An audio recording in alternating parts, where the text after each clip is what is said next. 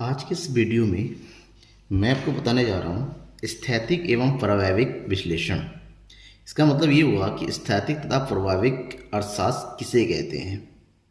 ये जो टॉपिक है BA BCom economics paper first का टॉपिक है, बहुत ही ज़्यादा इम्पोर्टेंट टॉपिक है, बहुत ज़्यादा एग्ज़ाम में पूछा जाता है। तो इस पूरी वीडियो में इसकी मीनिंग, इनकी विशेषताओं के बारे में बताएंगे, साथ ही साथ स्थैतिक और प्रावैविक में क्या अंतर है इसके बारे में भी हम चर्चा करेंगे। ज़रूरत है कि आप पूरी वीडियो को लास्ट तक देखिए और हाँ, चैनल को सब्सक्राइब नहीं किया है तो ज़रूर सब्सक्राइब कर दीजिएगा और बेल आइकन को ज़रूर दबाइएगा। बेल आइकन को दबाएंगे तो आने वाले वीडियोस की नोटिफिकेशन आप तक पहुंच जाएगा। चलिए शुरू करते हैं। अर्थशास्त्र के प्रकार ऑलरेडी आपने पढ़ा। अर्थशास्त्र की शाखा हैं जिसमें आपने जो है व्यष्टि अर्थशास्त्र और समष्टि अर्थशास्त्र के बारे में पढ़ चुके हैं। आज हम बात करते हैं अर्थशास्त्र के प्रकार।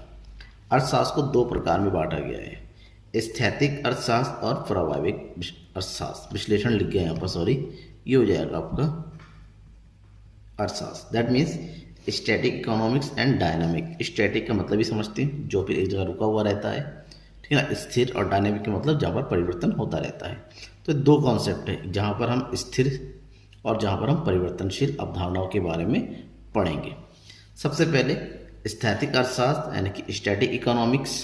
स्थैतिक का मतलब क्या होता है? स्थैतिक का अगर मतलब की बात करें, इसकी मीनिंग की बात करें तो स्थैतिक का मतलब होता है विश्राम।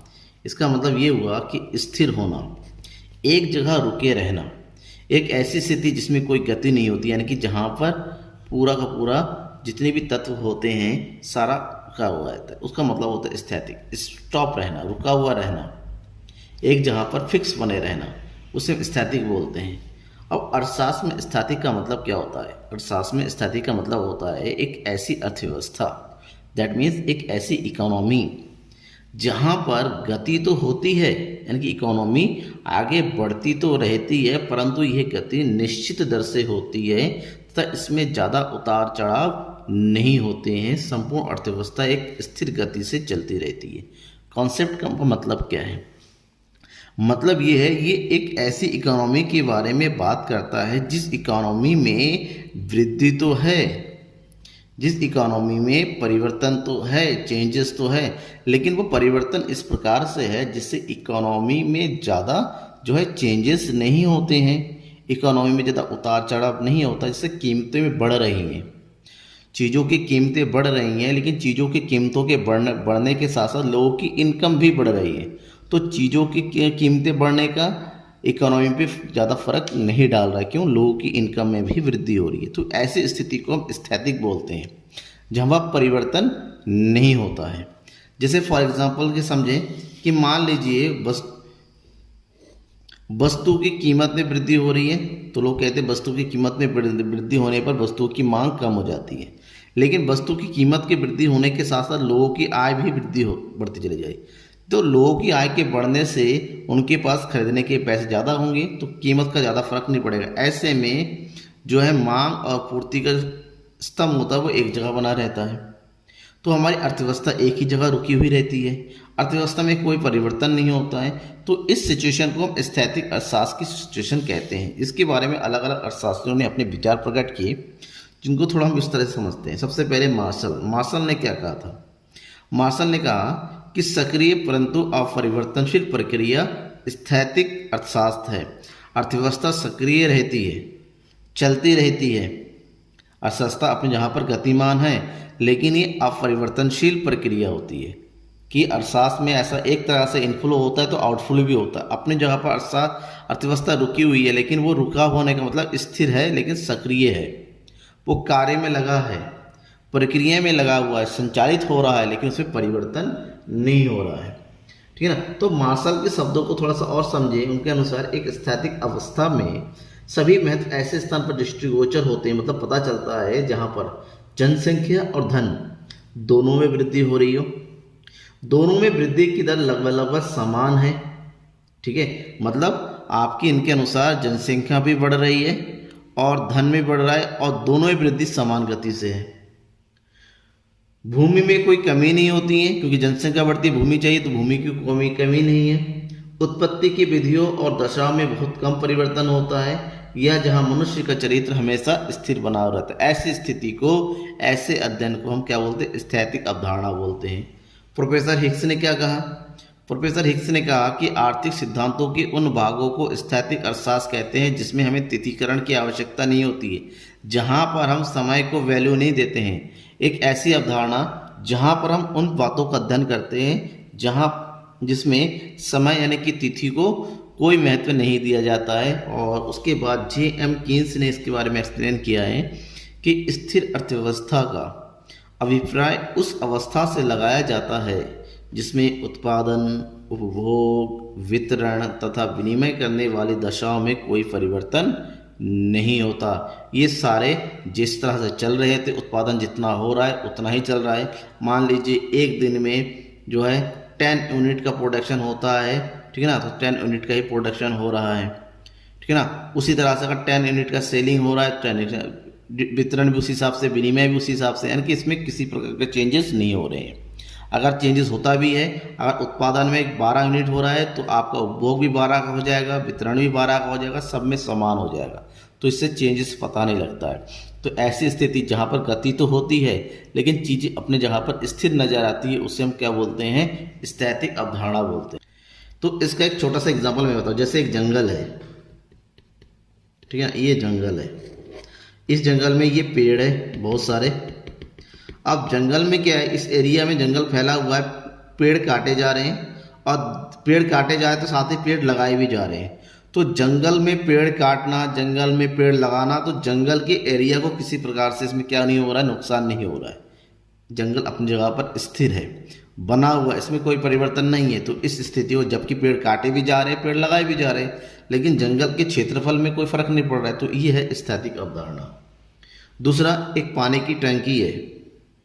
पानी की टंकी में हम यहाँ पर पानी भर रहे हैं, नया पानी आ रहा है, ठीक है ना, पानी भरते चले जा रहे हैं, भरते चले जा रहे हैं, साथ ही साथ यहाँ पर पानी को निकाल भी दिया, ठीक है ना, यानी कि पानी आ भी रहा है, पानी जा भी रहा है, तो पानी अपनी जगह पर क्या स्थिर बना हुआ है, ना कम हो रहा है ना ही बढ़ रहा है। क्यों?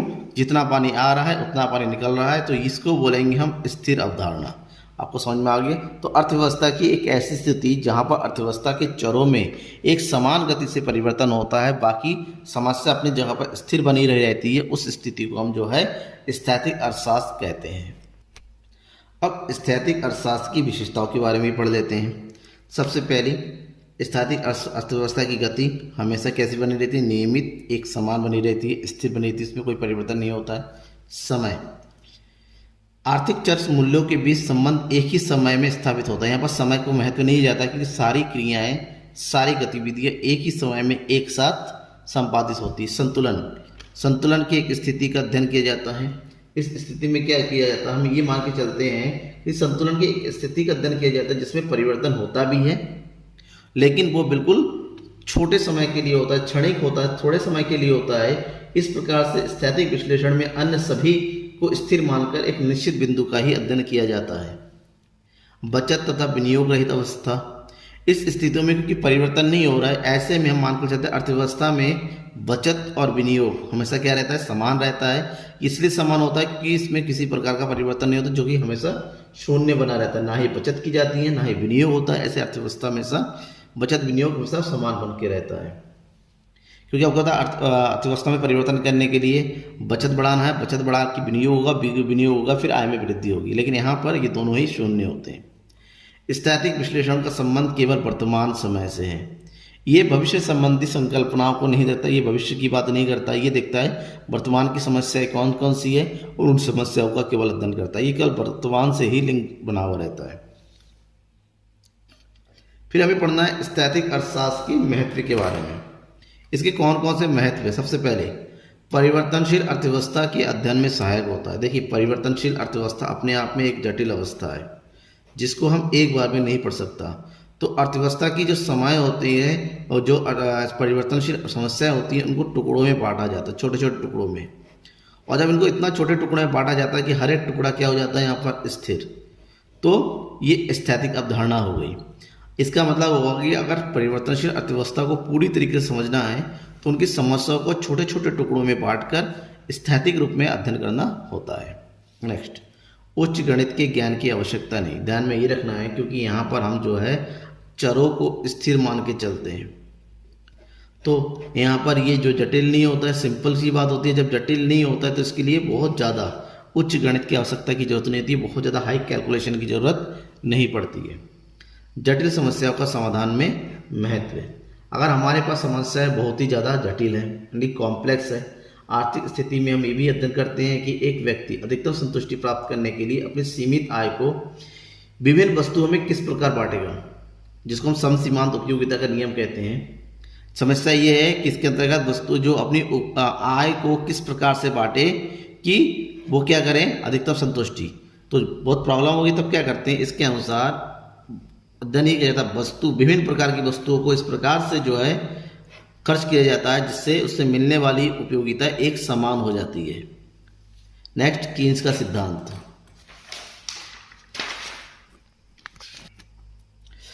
स्थैतिक अवधारणा के अंतर्गत कीन्स के भी बहुत सारे सिद्धांत उन्होंने दिए हैं, जिसमें क्या हो गया, जिसमें हो गया अनैच्छिक बेरोजगारी। अनैच्छिक बेरोजगारी,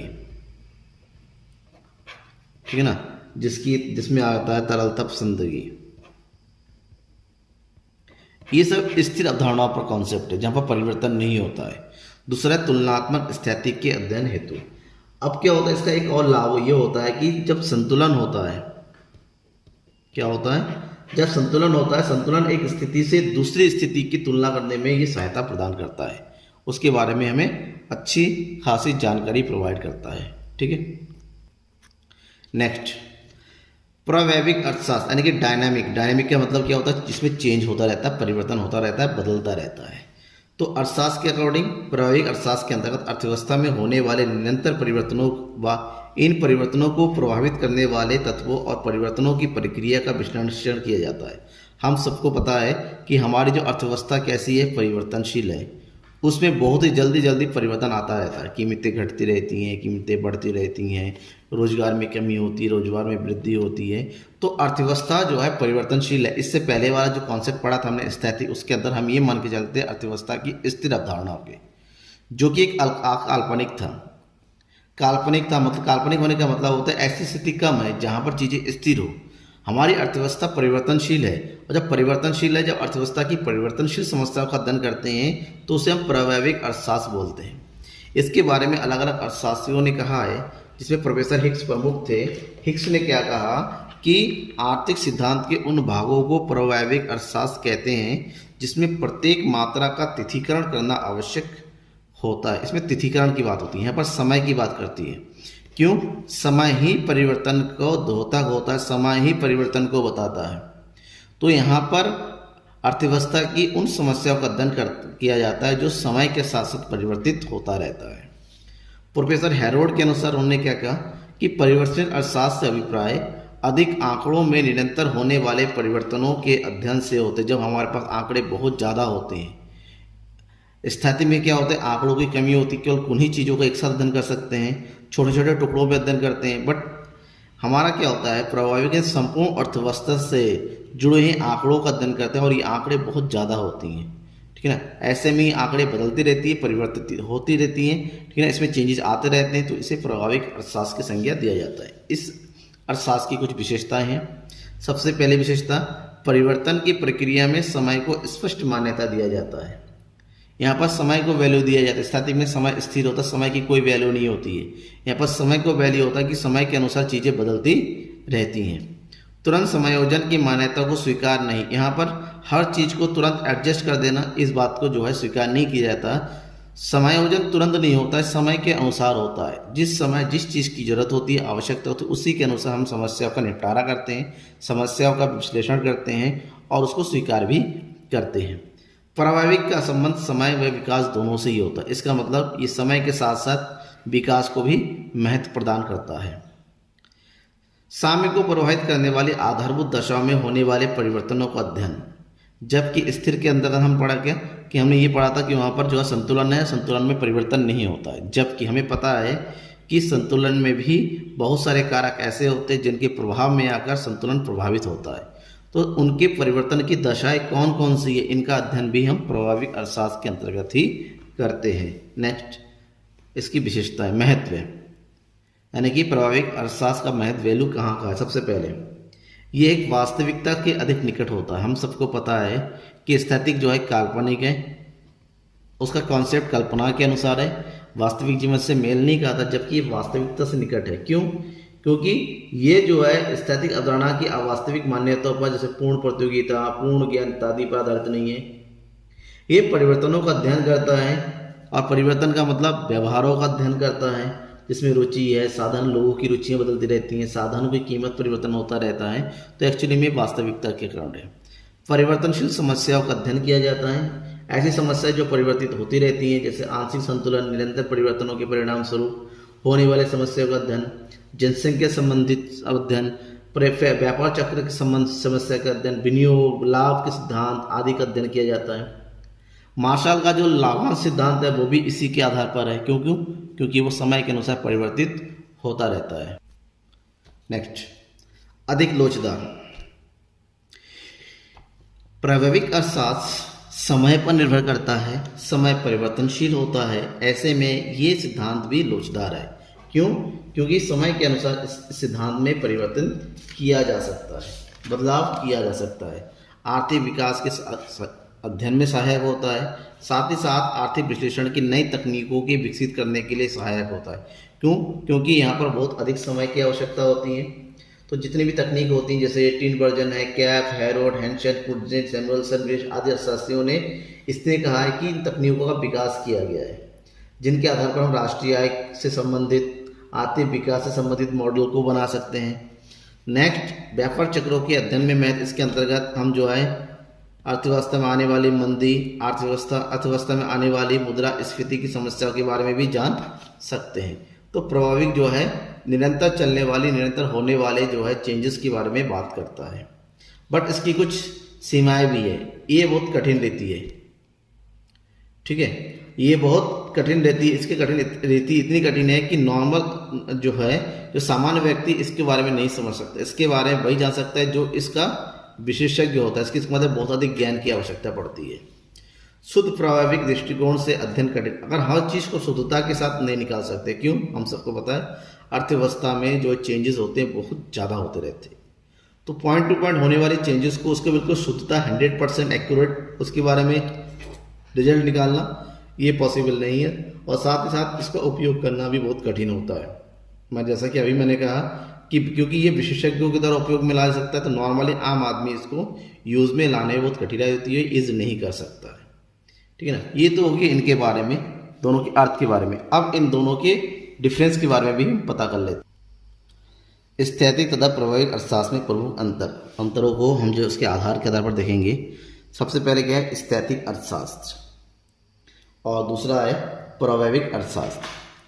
समय के आधार पर बात करते हैं। स्थैतिक विश्लेषण में अधिक चर मूल्यों के बीच जो संबंध स्थापित किया जाता है वो एक ही समय में होता है, जबकि डायनामिक में क्या होता है? समय में परिवर्तन होता है। ये एक निश्चित समय पर नहीं, ये समय अवधि की बात करता है। अलग अलग समयों के बीच होने वाले संबंध जो स्थापित होते हैं उसका अध्ययन करता है। गति।